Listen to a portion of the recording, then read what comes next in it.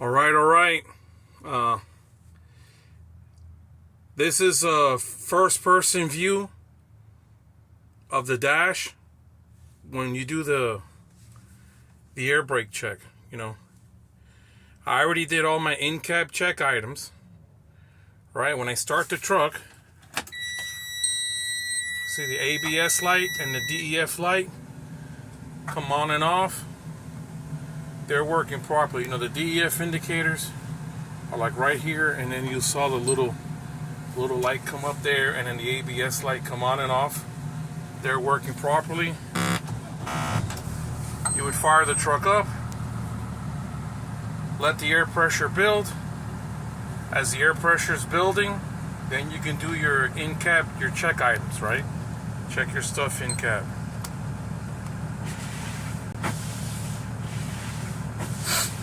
As the air pressure is building, it should build between 120 and 140 psi, or the governor cutoff.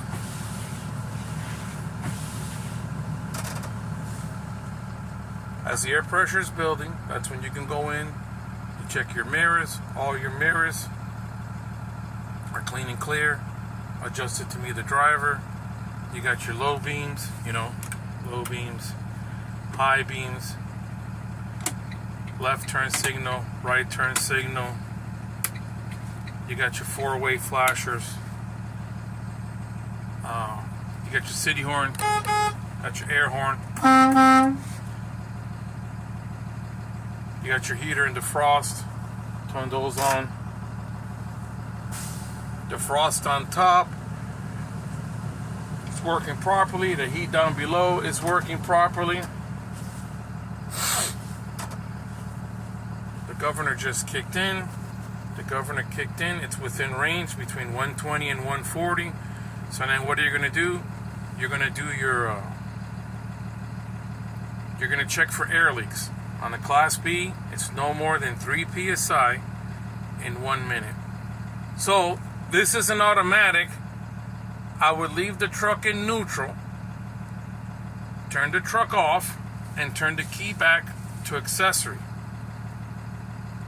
Right? If it's a stick, I can leave the truck in neutral, but for safety's sake, I like to leave the truck in first gear.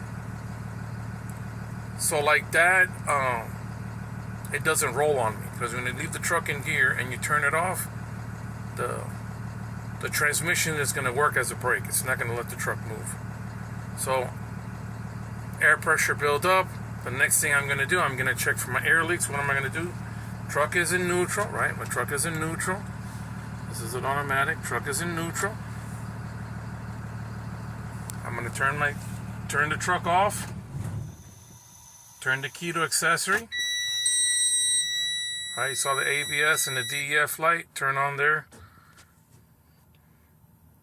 ABS and DEF indicators are working properly. My ABS light on my dash. My ABS light on the box.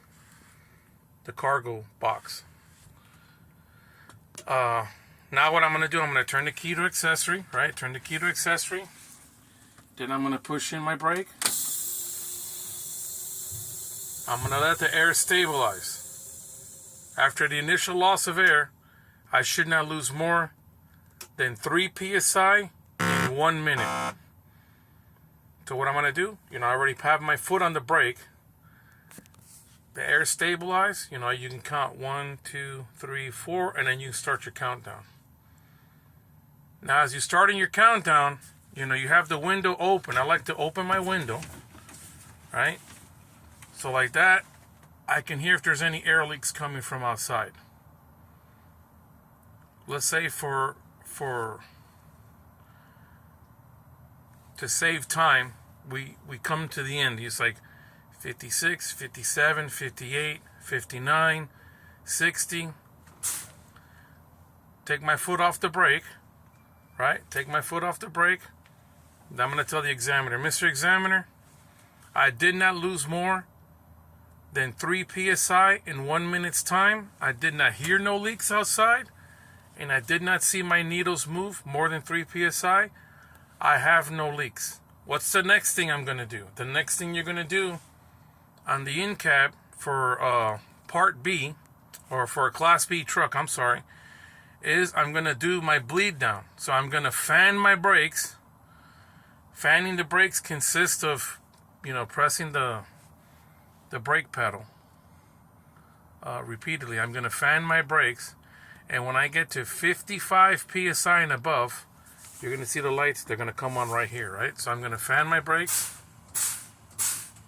And keep in mind, don't smash them down, just fan them softly.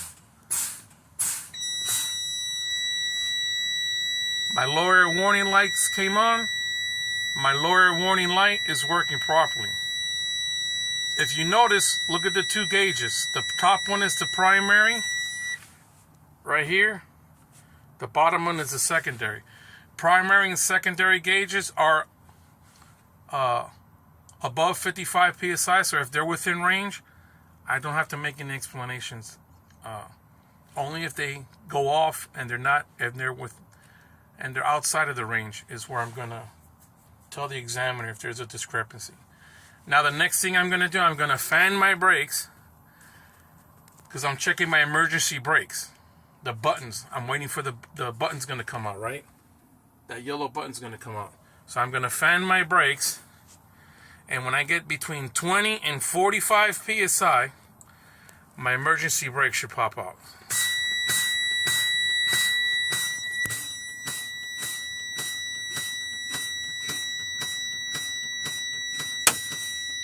Right, saw how the button popped out.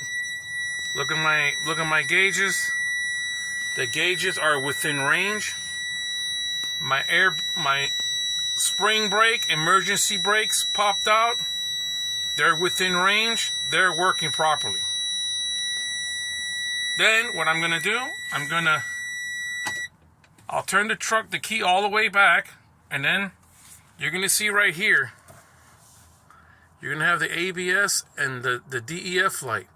The DEF light looks like a little, I say it looks like somebody farted, because it looks like a little fart. It looks like a little air, like a little wind blowing symbol. So now, Mr. Examiner, I'm gonna go ahead and I'm gonna restart the truck, safe start the truck. Truck's in neutral, my brakes are applied. Push in the clutch for a stick. Make sure the truck is in neutral for an automatic. I'm gonna turn the key. See the ABS light and the DEF light? They came on and off. Underneath the fuel gauge, that little where it says DEF, that's your DEF indicators. My ABS light came on and off on my dash and in my on the cargo box. They're working properly. My DEF indicators came on and off also. They're working properly. I'm going to go ahead and safe start the truck. Now, I'm going to let the air pressure build to 90 psi. Right? I'm going to let the air pressure build to 90 psi and above. Like I was saying, this is I'm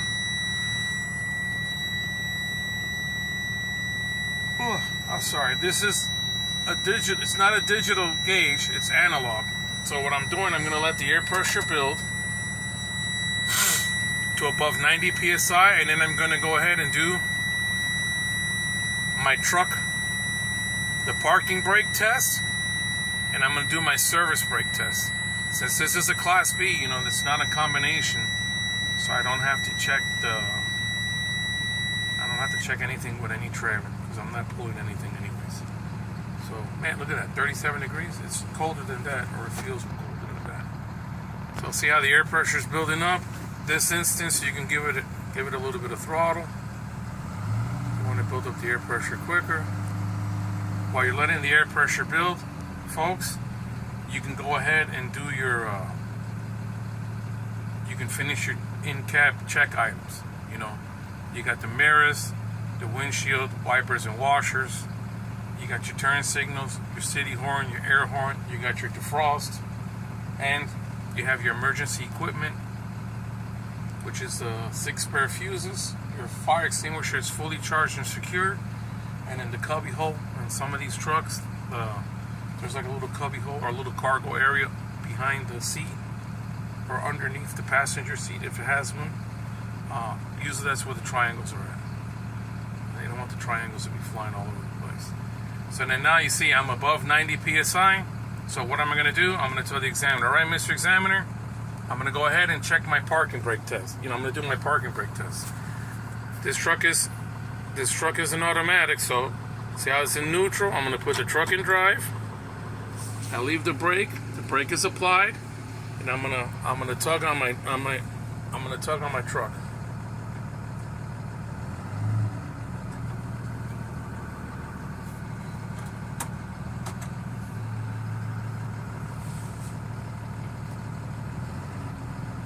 My truck did not move. My truck brake is working properly, right? Put the truck back in neutral. Now I'm gonna push in, I'm gonna release the truck brake. Because what I'm going to do, I'm going to check my service brake. Window's foggy. Window's foggy like the frost is killing me. So now what I'm going to do, I'm going to pull forward. I'm going to pull forward at 5 miles an hour. I'm going to hold my steering wheel. And I'm going to stop smoothly, and then I'm going to check for any play in my steering wheel, and I'm going to check to make sure that my my service brake is working properly. So now I'm going to pull forward, put the truck in drive. I'm going to pull forward at least 5 miles an hour.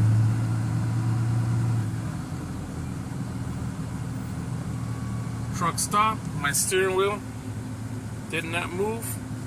That means their steering wheel's not out of alignment. The truck stopped. My service brake is working properly. Now I'm gonna go ahead, truck in neutral again, pop the brake. Every time that you're gonna do something, pop that brake every time. You're gonna write something down.